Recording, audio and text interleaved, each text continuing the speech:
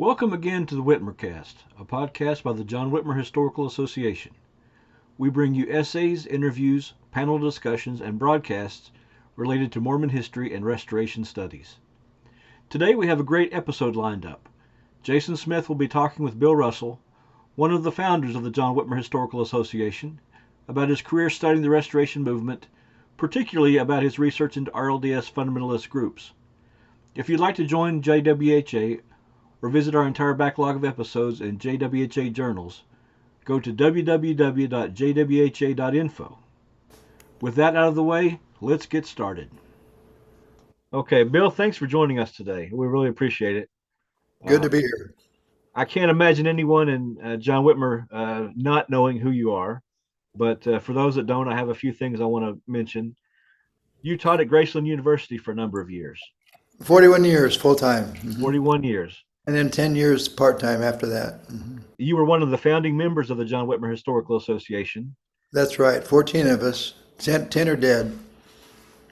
And one of the first Community of Christ, then RLDS historians that became involved with the Mormon History Association. Yes, I was one of the very, very first. I think only Bob Flanders and maybe Dick Howard preceded Paul Edwards and I when we went out in 71 to Provo to the annual meeting of the Mormon History Association meeting. And it was a year later that we started the John Whitmer. So in a way, Mormon history preceded John Whitmer by 1 year in our experience. And you've served as a president of both of those organizations. Yes. Yeah. You're the author of numerous articles and several books, including one of my favorites, Bill, Treasure in Earthen Vessels. Yeah. Oh, thank you. Yeah. I really appreciate that book. 1966. It went through 4 printings, and it probably is one of the most frequently used books for Sunday school study for adults in the church because of all the 4 printings that went through. And you were one of the first members of the church to pursue a seminary degree. Yes, I was the 3rd graduate at St. Paul's School of Theology. I came in 2nd in my class. Yeah, I thought I was probably going to be first, but there's this one Methodist guy beat me. I didn't realize it. There was a guy ahead of me. Dick Lancaster was the first graduate, and he was valedictorian, and he later became president of Simpson College, a Methodist college, and so the president at St. Paul Seminary, I'm sure, was responsible for Dick becoming the president of Simpson College. And you have a law degree. Yes, from University of Iowa later. And probably you're maybe most well known for your civil rights activism and advocacy. That's true. I made the first presidency really nervous about my civil rights editorials in the Saints Herald in the mid-60s. Selma and Birmingham and those. I wrote about 6 editorials on race. And they would talk to the managing editor, who by that time was Paul Wellington, and tell Russell to kind of slow down, And he'd come back and he would laugh and he'd tell me, well, they want you to slow down, but Paul would tell me not to worry about it. I would continue, and Paul Wellington, as far as I can tell, never so much as edited a single sentence in any of my editorials, especially in these controversial ones. Well, none of them, and he supported me greatly. One day he came back from a meeting with the First Presidency, and he says, President W. Wallace Smith thinks Martin Luther King's a communist. And I said, he does? Yeah, and he thinks you're a communist too. And I said, oh, well, great, I'm in good company. If I'm with Martin Luther King, all right. W. Wallace Smith was really incompetent to be president of the church. This idea of lineal succession through the family was ridiculous, and they should have ended that after. I think Joseph Smith III was a good president. That was probably who we needed. But after that, Fred M., Supreme Directional Control, terrible. and we did, and then anyway, but Wally B. Well, I mean, I'm sorry, W. Wallace Smith, the father, was really not prepared to be president of the church. He did not have much experience. He didn't have much knowledge, and his two counselors carried him all the way through. Besides, you mentioned, Selma and Birmingham. You've continued this advocacy and activism through the years, and to counter sexism and Yeah, homophobia and yeah, yeah. Lois and I became very active in Gala, the Gala organization, and I participated in. Well, I guess you'd call them debates and so forth at Graceland on women's rights, and I participated in that.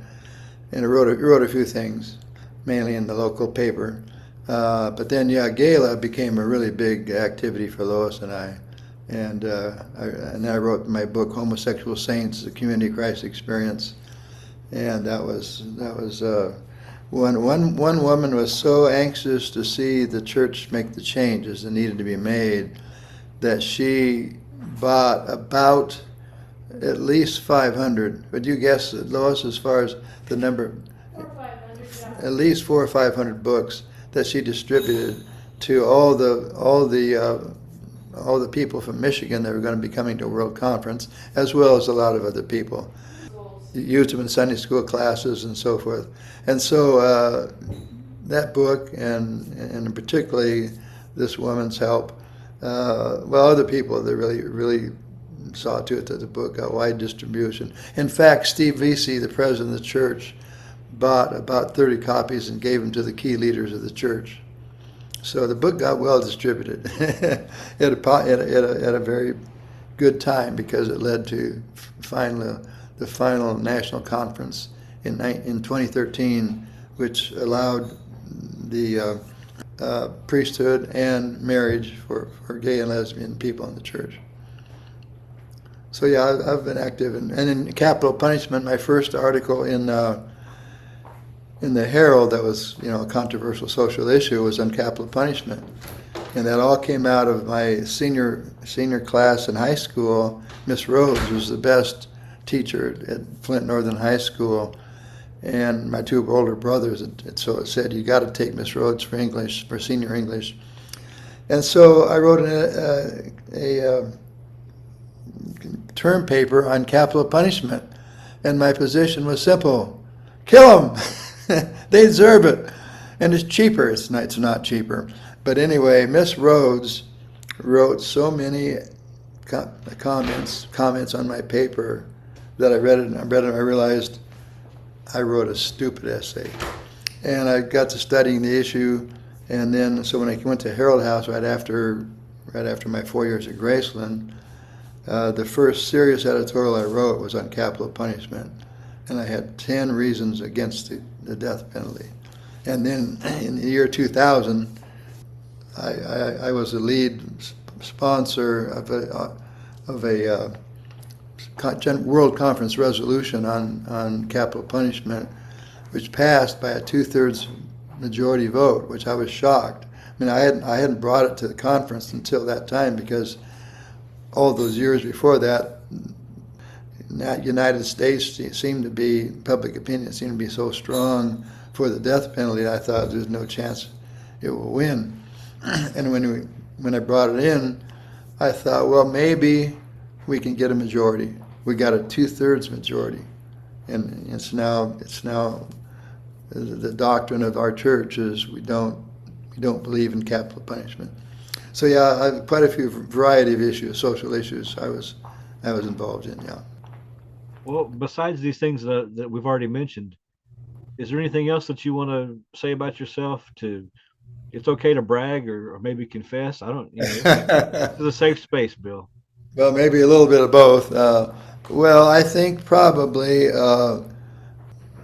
Well, the biggest reason really was education, and I think, as I see it, there's 3 reasons why the church split.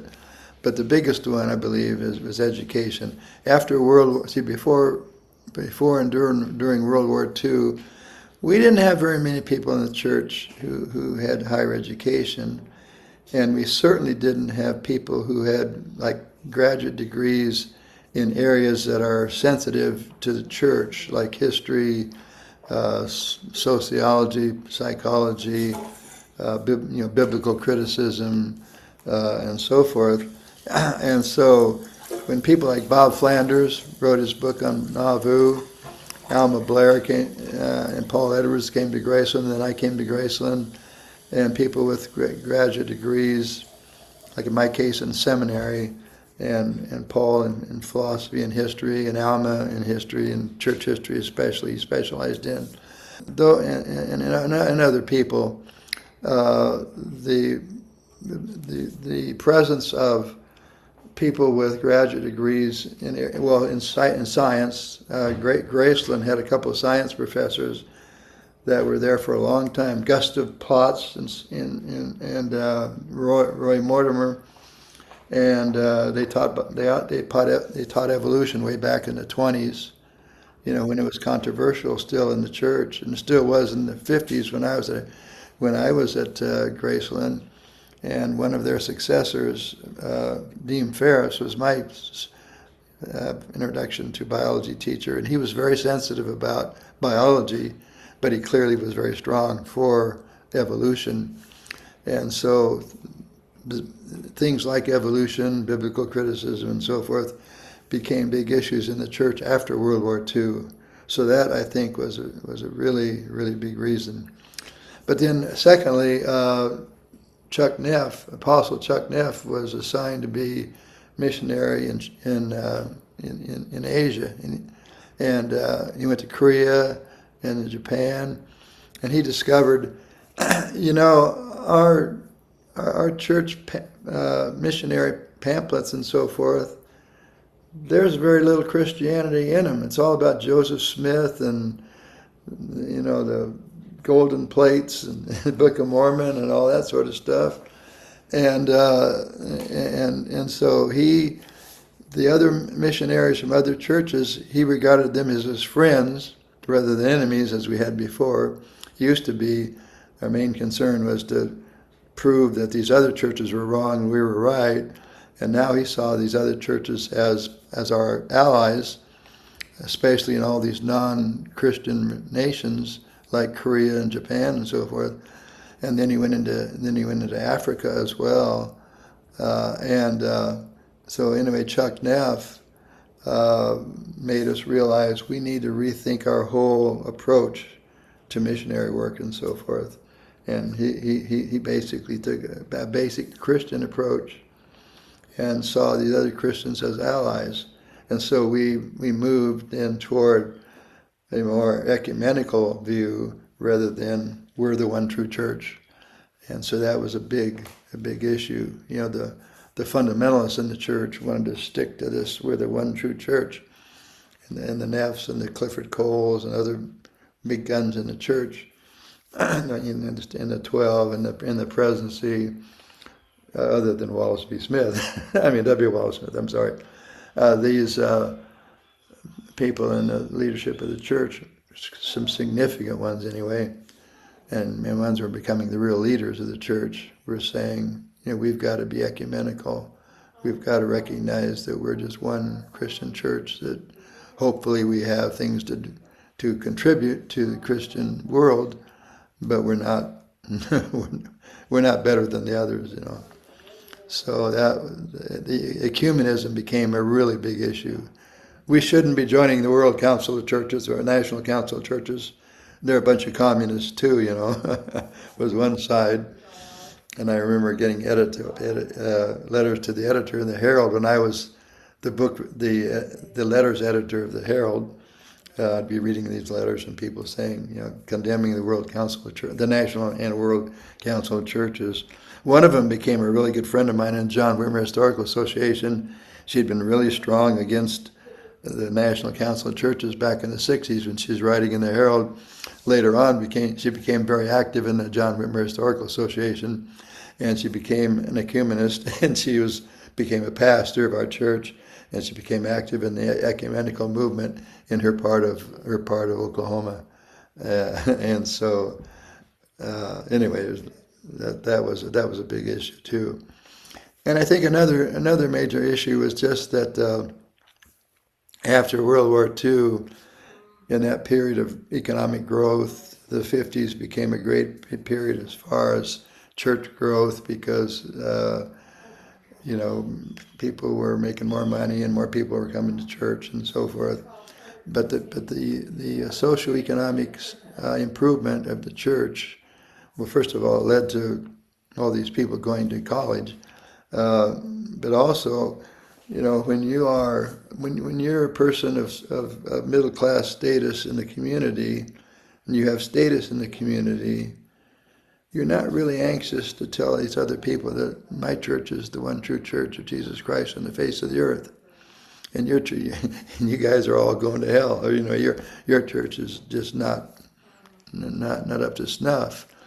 And so I think if you're lower class, if you're a member of the society and you don't really have any status, to believe that you're a member of the one true church of Jesus Christ, man, and you're a high priest, you have some, Joseph Smith is great at giving some really fancy sounding titles to a lot of just ordinary men. But then I got something to be bright, to be feeling really good about. So I think those three reasons altogether led to the split in the church, as far as some people were saying, we are Christians, we're not Latter-day Saints. And so when in 1969, the guys in our church at St. Paul had been working with the St. Paul faculty. Let's have some kind of gathering, some kind of working together on some things. And so one thing they came up with, they said, let's have some joint council seminars. Let's have the joint council. That's the Big 18, the three presidency, the 3 bishops, and the 12 apostles. Let's have what I call the Big 18. Let's have the 18 guys meet with 3 professors. And they met for like 4 times for week-long, like Monday through Friday, week-long conversations about Christian theology and scripture and so forth, and history. So anyway, when that came to light, the fundamentalists in the churches were saying, "Hey, we don't need to be talking to these Methodist theologians. What do they know? Doctrine and Covenants, section 43 says, you are not to be taught by others, but you are to do the teaching. Your churches have nothing to teach it to you." Well, that's their side of the story. But on the other hand, so these church leaders are saying, no, they've got a lot to teach to us. And in these sessions, Paul Jones, the professor who ended up with a long-time relationship with our church. I mean, he really followed what was going on and wrote a couple of articles in Whitmer and so forth. Paul Jones said to himself, we've got to decide here early on whether or not this RLDS church is really a Christian church. And so he pinpointed W. Wallace Smith, the president of the church, who knew less than most of any of the other guys. But he said, now, if in our study together, if we came to find out that there's a conflict between what Jesus was saying and what Joseph was saying, which way would you go? And Paul Jones said there was silence, and everybody was thinking everything depends on what Wallace says. And Wallace is the guy that they had the least confidence in, probably, for many of them. And so Wallace took a deep breath, and he said, well, we'd have to go with Jesus. And so Paul Jones said, from then on, we were comfortable, and we knew that we could just continue the discussion. And this group is a Christian group, and it's not a cult. And so that I think was a very important discovery on the part of the people listening to Jones and Wallace in that discussion. So anyway, that's a big part of it. I'm trying to think of anything else that I ought to say as far as my involvement, but basically I wrote far more book reviews in John Whitmer than anybody else did. I wrote quite a few articles, but I also wrote a decent amount in dialogue and in Journal of Mormon History and in Sunstone. And when W. Wallace retired, he was the first. To his credit, he was the first president who retired. He recognized he was like in his late 70s, and he was already, he had long ago been pretty much out of it, and so he realized I should retire, and his son, who was a medical doctor, an ophthalmologist, Wally B. Smith, he decided he agreed to take it, but he said, I'm sure Wally B. told his dad, I need to prepare. I spent a lot of time preparing to be a medical doctor. I can't just walk in on day one not knowing very much about church history and theology and stuff. And so they agreed he'd take 2 years as president designate, and he'd become president 2 years from now. So he spent those 2 years studying. He took a trip to Africa to be acquainted with one of our most successful missions, and so forth. But he also had individual one-on-one seminars with Paul Jones and 3 or 4 of the guys at St. Paul. One biblical professor and other theologians and historians and so forth. And so he really changed. Wally was a fairly orthodox RLDS guy before he had his training. And a lot of that training came from St. Paul guys, which again, another thing that really irritated the Orthodox saints. And I guess if it's all right for me to brag a little bit, Wally at one point said, well, there were four people whose writings really impressed me. And one was Jim Lancaster, my brother-in-law's brother, who wrote that article on the method of translation of the Book of Mormon. And another one was a married couple who wrote an article in the Herald on early Christian communitarianism early Mormon communitarianism in the 1830s in Missouri. But then another one was me, and that was, I'm pretty sure from things I heard, some contact I had with Wallace, that he was talking about my article on the Book of Mormon in Sunstone, and maybe another article in Sunstone on honesty, on the importance of honesty and what we talk about in the church and stuff. And then there was some fourth person he mentioned as a person, I can't remember who that was. But anyway, somehow I made a little bit of a dent in Wallace's head, and so did these other people, but not just the four that he mentioned, but all kinds of other things he read made a big difference in him. So that led to his first big controversy, I guess, was polygamy. So Wallace, again, medical doctor, and so the question came, Apostle Bill Higdon had been at the Mormon history meeting in Kirtland, and I'd been there and heard this speech by the guy from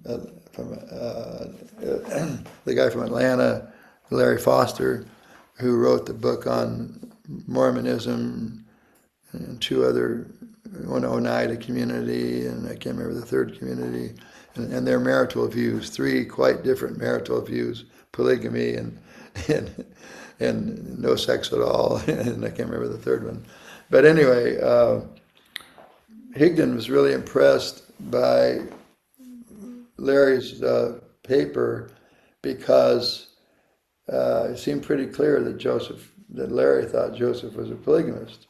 And so Bill Higdon gets back home and tells Wallace B. Smith, who now is president designate. He's not yet He's not yet the prophet. He can't have any revelations yet. And so he says, Wally, I think we probably ought to really take another good look at polygamy, another hard look at polygamy, because we might be wrong on that. So Wallace asked Dick Howard, the church historian, to do a paper on polygamy. Well, Dick had all kinds of other things on his plate at the time, so it was a couple of years before he got it done. But he finally submitted his paper. And there was a church history commission of about 20 people that I was on. And the church history commission met with him and evaluated his paper on a Sunday afternoon at Graceland. And we were telling him, it's pretty good, but it's too timid. And for example, you don't even mention any Mormon sources, and there's all kinds of Mormon sources about polygamy. But Dick, of course, has said, well, church people are going to say poo-poo that. We don't really believe in this Mormon nonsense. And so on Sunday, he was being told it was too tame. On Monday, he met with the Joint Council, and they thought the article was way too radical. And so the First Presidency toned it down a bit. Grant McMurray, who was secretary of the First Presidency at the time, told me a few years later when I interviewed him that the article was sanitized. Of course, Grant had been Dick Howard's assistant before he became church secretary. Grant told me, he said, the article was sanitized a great deal, mainly by Alan Tyree, one of the two counselors to the presidency. And Alan Tyree was a very arrogant guy who thought he knew more than anybody else. But anyway, it was sanitized a lot. But then Wally B. Smith said, let's publish it, but let's don't publish it in an official place like the Saints Herald. Maybe the John Whitmer Journal would publish it. So Claire Vlahos was editor of the Journal at that time. They called Claire, and Claire said, sure, we'll print it. And so the deal was made. It would be printed he would give the paper at the John Whitmer meeting in 83, and the very same day we would release that issue of the Journal that would have his paper in it. And so, but I remember reading the paper, and I thought, this isn't the paper I read earlier. It was very, very disappointing to me. But anyway, Richard Price, who, as I said, became a great friend of mine, Richard Price was really offended. For Richard, Joseph Smith was not a polygamist. It was probably one of his central points. He was writing about that all the time in his own magazine. Virtually every issue of his magazine, the last article would be another section of Joseph Smith fought polygamy. But anyway, so Richard Price published a full-page ad in the back page of the Saturday Independence Examiner, the local newspaper. And it was published, I believe, right before World Conference. But at any rate, his criticism was widely read, and so it really alerted the people in the church to the fact that the church historian himself seems to be believing in polygamy. That's the way to put it. He seems to be believing that Joseph was a polygamist. But it opened a lot of people's eyes anyway. Dick Howard, though, felt really, really betrayed by the presidency, because when the criticisms came in, the presidency said, "Oh, that's just Dick Howard's article. He's the church historian. He's given it his best thinking," and they never let on that they're the ones that assigned Dick Howard to write it. They edited the thing, decided where it would be published. That was all the First Presidency, but none of that's ever mentioned. It's just something Dick Howard wrote, and so Dick felt like he was thinking of the Watergate experience. He felt like he was being left hanging, slowly twisting in the wind.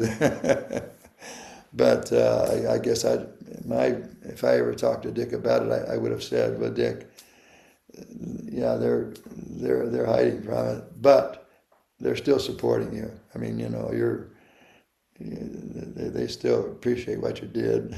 They're just too afraid to talk about it publicly, what they did in the whole process. And Paul Edwards, who's in on some of these meetings too, because he was president of the Temple School, Paul says that Bill Higdon finally was opposed to publishing it. Bill Higdon, the apostle, who started the whole thing by telling Wally, we got to take a hard look at polygamy. But then Bill Higdon finally decided, no, let's don't publish this. But Wally decided it really needed to be published. We really need to get this out. So to Wally's credit, it needs to get out. At least to begin the discussion of polygamy in a serious way. Because the church people 10 years earlier just dismissed Bob Flanders' book on Nauvoo. Bob Flanders has been an elder in the church in Lamoni, teaching history at Graceland. He had a brief period as a missionary in the church before he became an academic. But people in the church just dismissed that. My mother said, she had known Bob Flanders before when he was a missionary, but now she says she wouldn't want to have anything to do with him. He's just terrible. And because her father spoke directly to Joseph Smith III, and Joseph Smith III assured my grandfather that his father, Joseph Jr., was not a polygamist. So that was good enough for my mother. And so Bob Flanders is crazy. But now Dick Howard, the church historian, is kind of by accident fell into the church situation. And so now I think Dick Howard is the one that finally made church members, many of them, the progressive church members who ended up sticking with the world church, made them open their mind that, yeah, maybe Joseph was a polygamist. And I think before long, that's fairly widely believed. I don't know if it'd be a majority, but it certainly increased the openness to many church members to polygamy. The fact that Joseph was probably a polygamist. And then guys like Alma Blair followed up with another article, and that was very helpful too. So polygamy was a big issue just before women came to the. See, that's Dick Howard's article was in September of '93. Wally's revelation on women was April of '94, 6 months later or so. And if the women's issue hadn't just emerged as the big issue, polygamy might have been the big issue that would have divided the church. But the people kind of forgot about the polygamy issue because now we're about to ordain women, I mean, we weren't going to be baptizing polygamists even if we decided that Joseph was a polygamist. But to ordain women, now we have to have meetings in which we're going to have to decide whether or not to approve a recommendation for the ordination of Sister Jones to be an elder or a priest or whatever. And so it's going to require a political decision on every single one. And so in the four most conservative stakes, right in the central area, I think all women first recommended for ordination were voted down.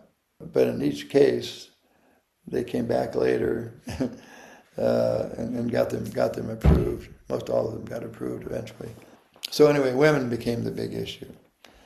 But they did a terrible job of administering the situation, that the leadership did.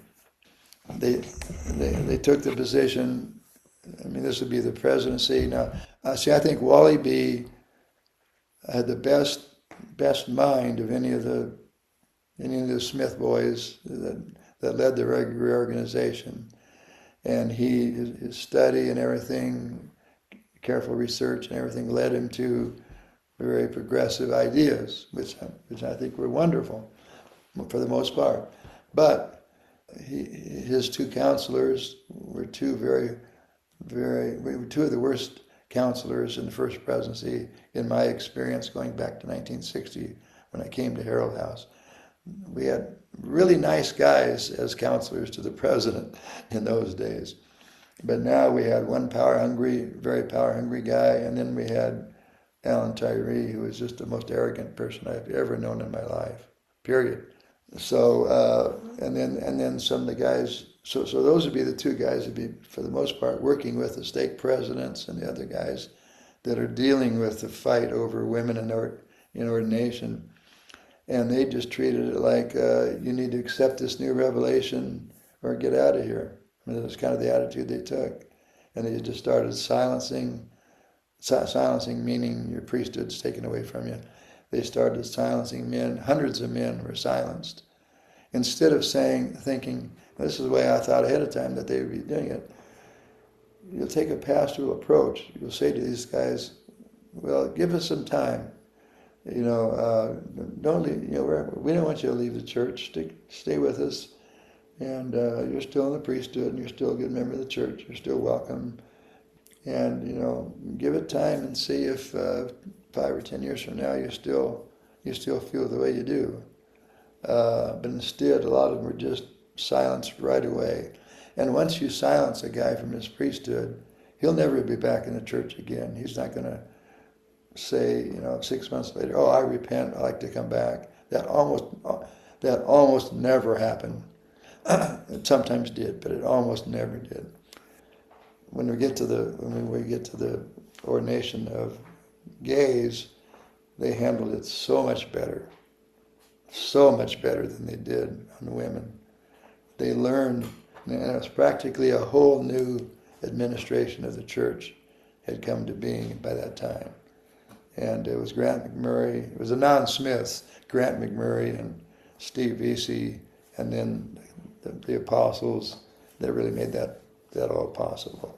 They handled it very carefully and took their time, which made some of us concerned. It took so much time, but nevertheless, they took their time, and we finally got gays ordained on the same basis as anybody else would be if the leadership thought they were, had the qualifications that were required for being in the priesthood and so forth.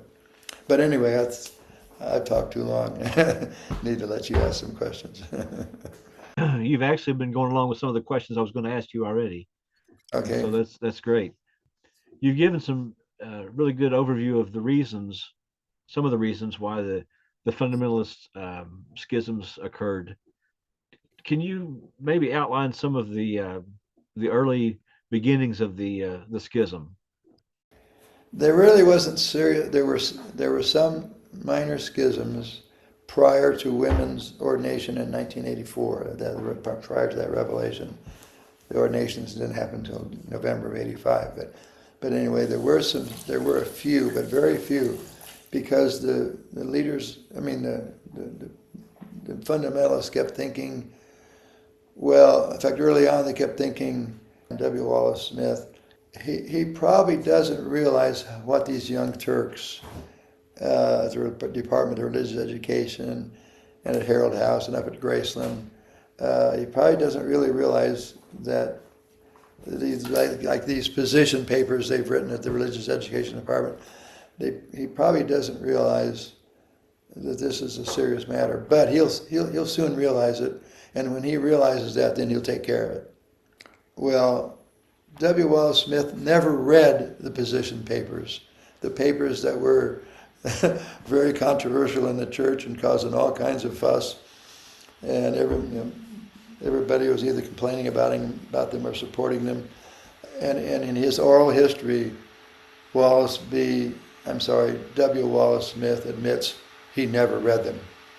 There's lots of things he never read.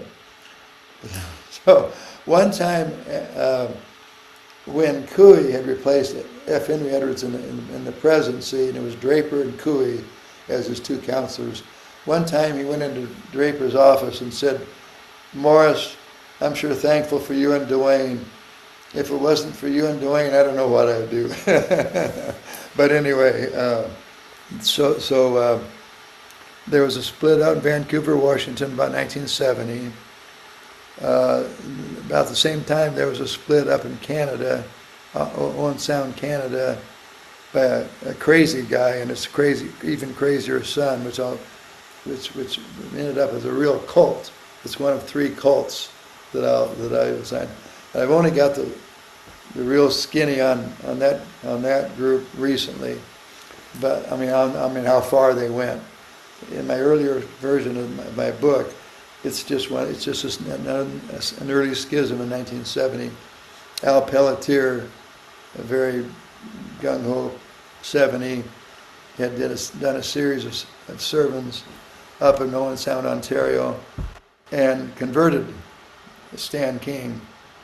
And but within a decade, Stan King had left the church and just he became a polygamist, and he became. I'll get to that later, I suppose. But anyway, so there was just a few like that, and then after section, because everybody kept thinking we'll get this turned around. They didn't realize they didn't really have a chance, but they thought they did. So finally, after on the section of women's in the priesthood, section 156 came down in 1984. Again, most of them thought, well, we'll just come to the next conference in 1986, and we'll have a motion to rescind section 156, and they'll take care of it, and we get rid of it.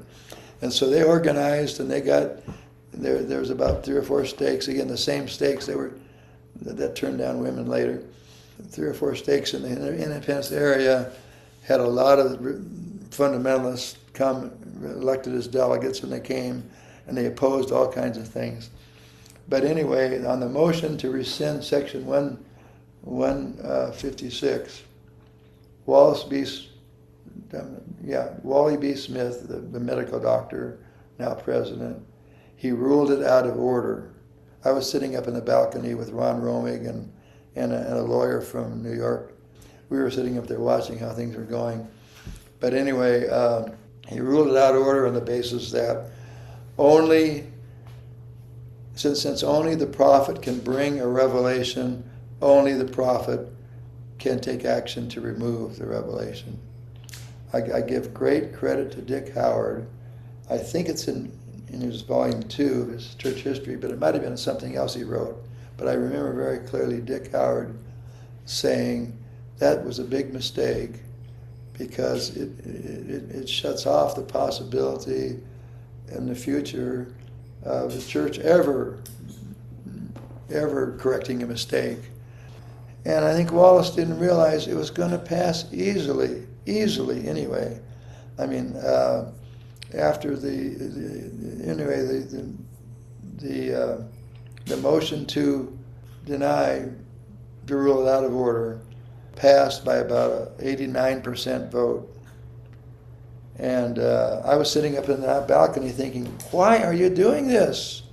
You can easily pass it anyway. And why are you, as Dick Howard said later, why are you shutting off the possibility of correcting a mistake? The guy that has the revelation is probably going to be the last guy to ever admit that it was a mistake. I mean, it's just dumb. But anyway, that's I think the biggest mistake Wally B. ever made. So it's after the 1986 motion to deny even the chance to debate and vote on whether or not to rescind Section 156. That's when the fundamentalists say, okay, we've got to start our own groups. And Richard Price, the great thinker as to where we ought to go, Richard Price articulated the independent restoration branch movement. We've got to be independent branches, totally independent from the RLDS Church. We've got to articulate the restoration tradition, and we're just a branch. We're not a new general. We're not a new world church. We're not a new general church. We're just a local branch. So independent restoration branches, because Richard was rightly afraid that we're going to have all kinds of men, probably men, I think most all of them were men, they all were men that I know of, are going to be thinking, golly be, somebody needs to set the church right. I think I'm the one to call to do it. And Richard was very naturally worried about that. Says we can't, how do you put it? We can't run before the Lord. We've got to wait until we actually have a new president of the church, and then we can call higher officers like apostles and bishops and stuff like that. But for now, independent restoration branches, just a local branch. The only priesthood we can call are Aaronic priesthood, deacon, teacher, priest, and elder. Those are local priesthood. But the other higher priesthood, they are called by higher authority and not by the local pastors and stuff like that. And so we just got to be independent restoration branches. I think that was brilliant in the short run. But the short run is gone by now. But in the short run, that was really good, because I think that reduced the number of self-proclaimed prophets. We still had 10 or 12 of them, but I think we could have had 50 of them. If a good example of that is, well, I don't know an example of it. A husband and wife who got involved in the Lundgren cult, the murderous cult in Ohio. They were from down in Branson, Missouri, and funny thing about it is they were both descended from Joseph Luff, who was a really big hero in the church back around 1900. They're both related, but they're still like only second cousins or something. They were legally married. Ron was a really great guy.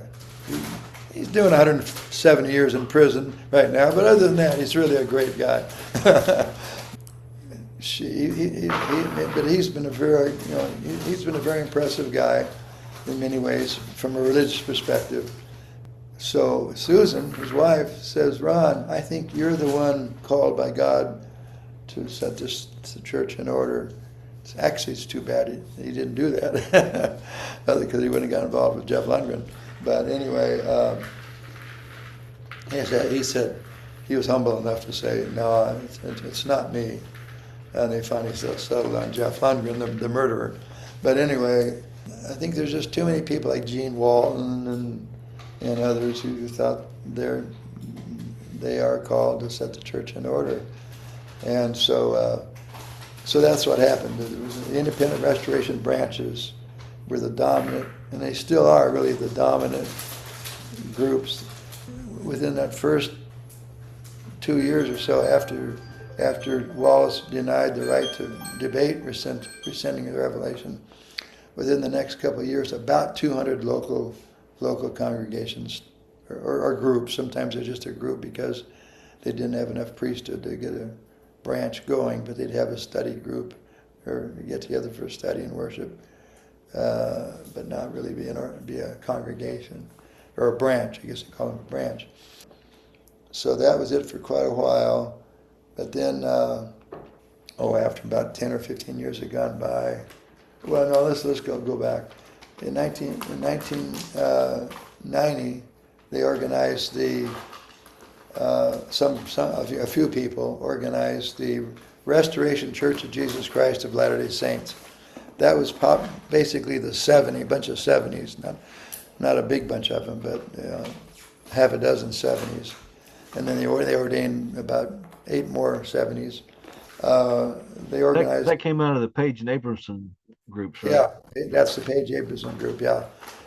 Norman Page was the real brains behind, or at least the real leader of this group, but he wasn't a direct descendant of Joseph Smith, and so they were trying to figure out who to get. Well, Marcus Juby from Oklahoma, who'd moved to the Independence area, Marcus Juby had significant Native American blood in him, and somehow I read this in the Book of Mormon, but it doesn't really make any sense. But somehow that's an acceptable alternative to a Smith, and so they made Marcus Juby the president of the church. Well, he was terrible. I mean, people just kept leaving the church. People that worked close to him usually left the church pretty soon. Like one time he had two members of the first presidency. They'd only been in the presidency for a year or two, and they both just left the church. That group started with 1,000 people, and they kept declining as they kept leaving. Roger Lanius's father was part of that group, Doyle Lanius. But anyway, that group just kind of fell apart. Well, meanwhile, David Bowerman came out of he'd been a church appointee, and he'd been the president of 4 successive RLDS stakes, ending up in Kansas City stake. But meanwhile, he was conservative. He voted against the 1984 motion on women in the priesthood. And here he is, the president of maybe the most conservative stake in the church. And so Paul Edwards, though, was pastor of the most liberal congregation, and maybe in the whole central area, Walnut Gardens in Independence. Paul recommended a woman, Goodyear, Mrs. Goodyear, to be ordained, and Paul and Bowerman were real good friends. They were real good personal basis. And David Bowerman just says, Paul, if I bring that motion to the World Conference, to our stake conference, they'll just be a revolution. It'll never pass. And he was right. It wouldn't have passed. So Paul dropped it. But anyway, so there's all these stakes had all these 4 stakes that turned down virtually all of the women. But anyway, Bowerman then said, he talked to the presidency, and he said, I'm a poor fit for Blue Valley Stake because we're really at odds with what the church is doing. Why don't you give me another assignment that's less problematic? And so they just moved him to headquarters to be part of the kind of the real estate, handle the real estate ownings of the church. 2 or 3 people involved in that. And so he did that for the last 6 years or so. And he says, I won't involve myself in the restoration branches as long as I'm working for you guys, for the RLDS church. But in 1991, he retired from the church, his church appointment, and immediately got involved in the restoration branches. And so he led the battle to get things more organized, and he really wanted to establish a new church, go way beyond Richard Price's ideas, and establish a new church with the president and everything. And so I hadn't known Bowerman before, but I got to be a real good friend of his because he would come to I would come to Independence to do research at the temple, and across the street was the headquarters of the newly established Remnant Church. And at least that's what was becoming the Remnant Church. It hadn't been established yet, but he was leading the way to establishing that. And so I would give him a call, and we would meet for lunch. We'd always go to Subway. There's 2 Subways in Independence, and we go to one or the other. And so one time I pick him up, and we're driving toward the Subway down by Crispin High School, and he said, "Do you mind if we go by City Hall or city headquarters and pick up a guy named Fred Larson, he was a scientist who worked on the scientific, on criminal cases. He works on the scientific evidence, But anyway, he says, and I right away, he said, "You mind if you pick him up?" I said, "Sure." I knew exactly what that meant, because I knew he was looking for a direct descendant of Joseph Smith. He'd tried a Joseph F. Smith down in Missouri, who was with the Hedrickites, but he wouldn't work, and that didn't work out. I heard he had at least 2 meetings up in one in Lamoni and one in Independence. I went to the one in Lamoni. No, he was such a Hedrickite, he would never fit. So now Bowerman is looking for somebody else. Here's Fred Larson, who's a direct descendant of Joseph Smith through his mother. His mother was Fred M's daughter. And so right away, because Paul Edwards was a cousin and a close friend, Paul had told me about Larson. Larson had big ambitions church-wise. Back in the days when we were still RLDS church, he had told Paul, well, when Wally becomes president, he'll name you and me to be counselors to the church. And I told Paul was telling me this after World Conference, and I said, sure. Wally B., a medical doctor, is going to have a first presidency made up of 3 cousins, 3 first cousins, all from the Independence area. That makes a lot of sense for a world church, you know. Anyway, so that didn't happen, of course. So now I'm thinking, okay, he's got Larson lined up. I mean, he's thinking of him to be the next president. So he had a prayer circle going. He got Larson involved in the prayer circle, and pretty soon they organized by the year, it was the year 2000. They organized the Remnant Church of Jesus Christ of Latter-day Saints. So the Remnant Church has been the most successful church.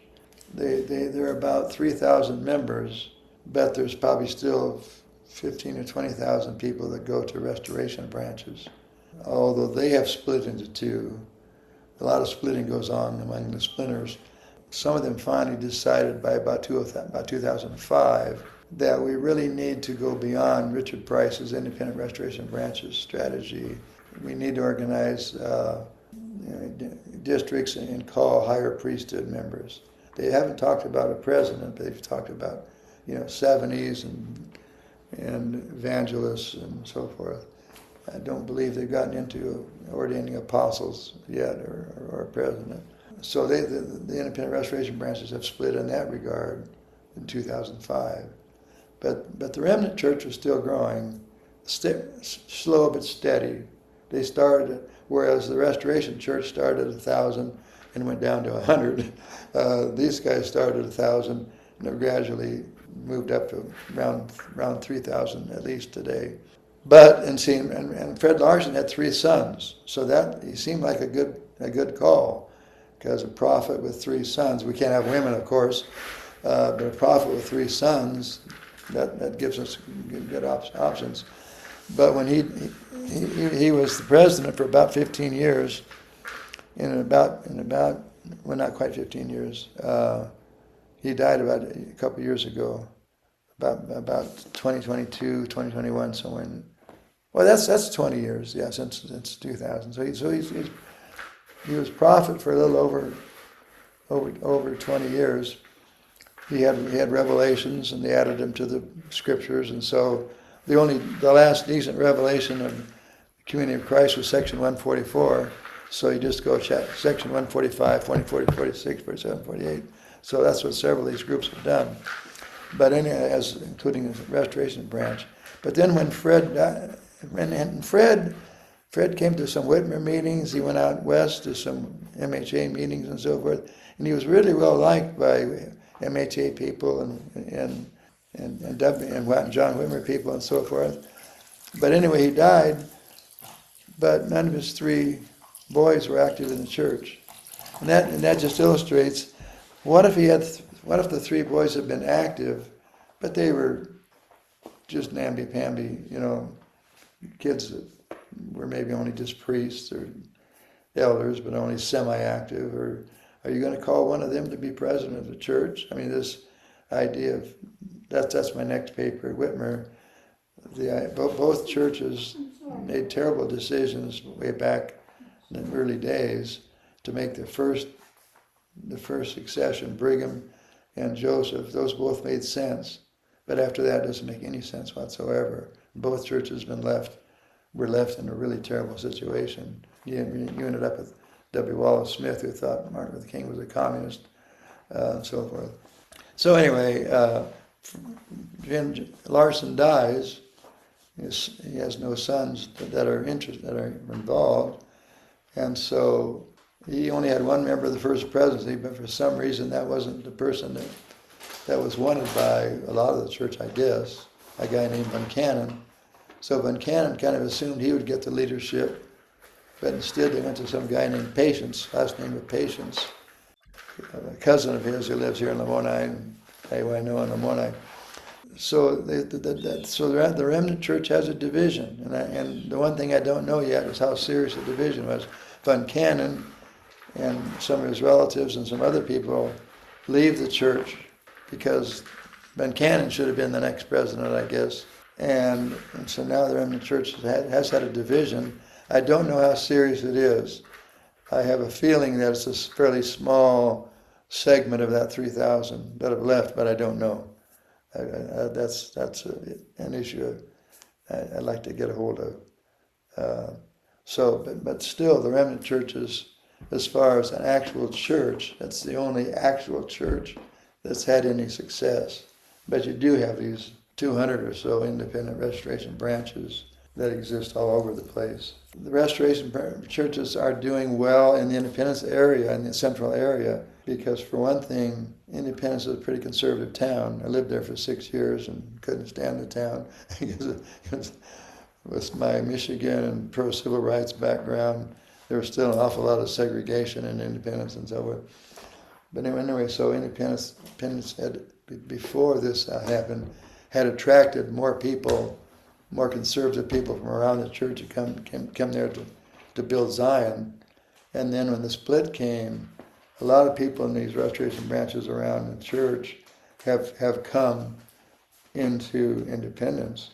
And so on a typical Sunday, this was true years ago, on a typical Sunday, there was more people in restoration branches in Independence than there are in RLDS congregations in Independence. But I think these other restoration branches, many of them are really suffering because they've lost a lot of membership.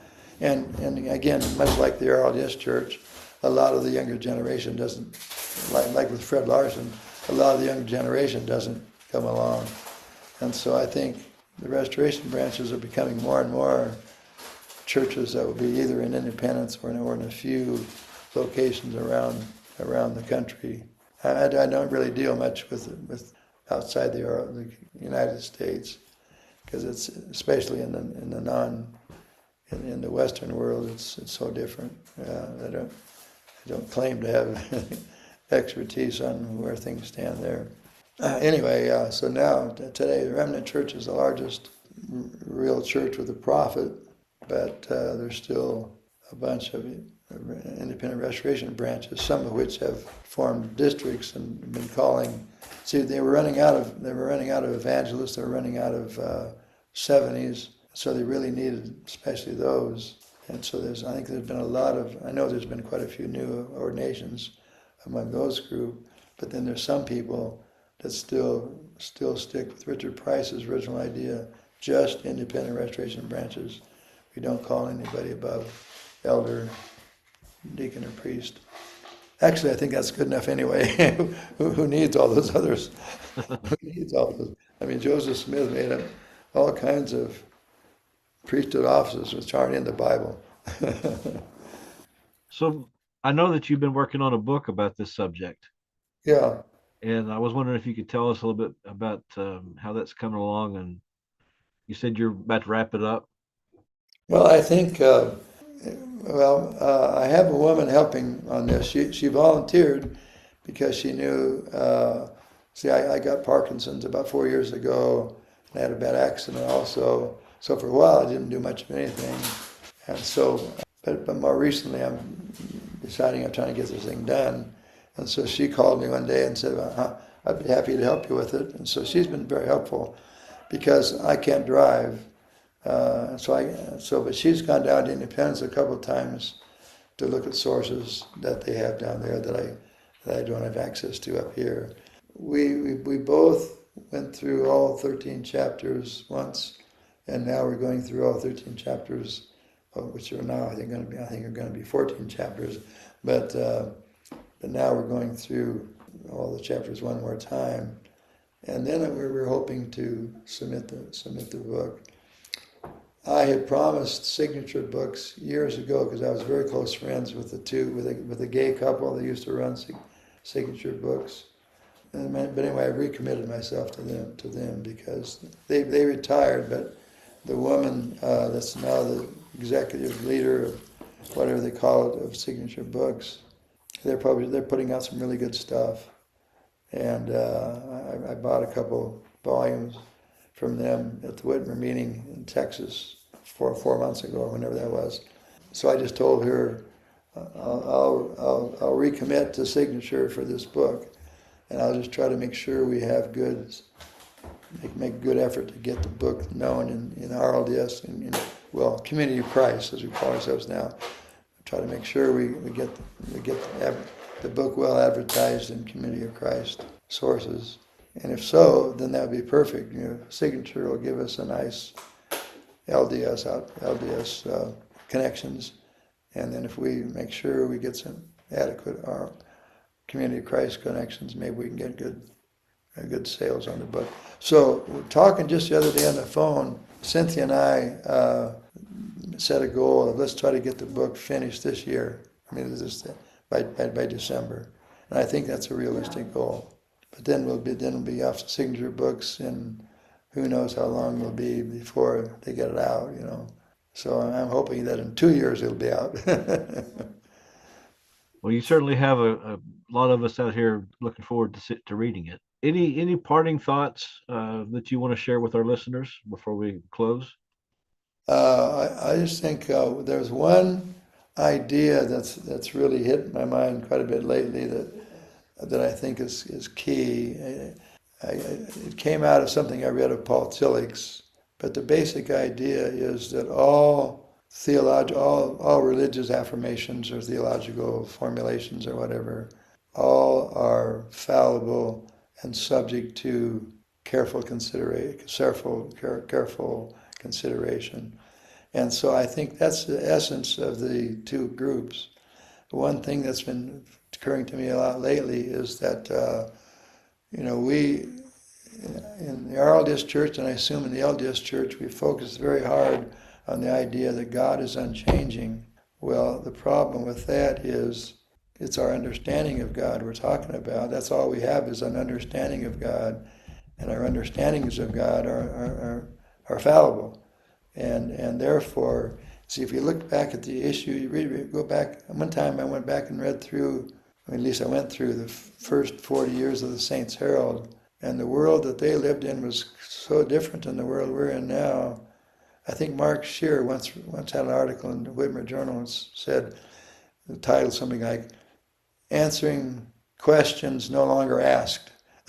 And so, a lot of the stuff that we were in the Restoration branches, a lot of the stuff in the RLDS Church when I was growing up, like things like, what church is the church that really is the New Testament church? And we put together all those crazy references from the Bible, most of which don't make any sense. And there's the true church. Well, I don't know if that was a big issue, if organization of the church was a big issue back in Joseph Smith's time or not. It certainly isn't a big issue in the 20th and 21st century. And so all religious affirmations need to be subject to careful examination. An article I wrote in the John Whitmer Journal very recently was the role of reason in the transformation of the community of Christ. Transformation of the RLDS Church to the community of Christ. And I gave 10 ideas that I was taught growing up that I used to think were true, that are now based on reason. I don't believe them. And Tillich also said, I guess, that a minister preaching, you need to take a look at the Bible, but then you need to relate that to the current culture.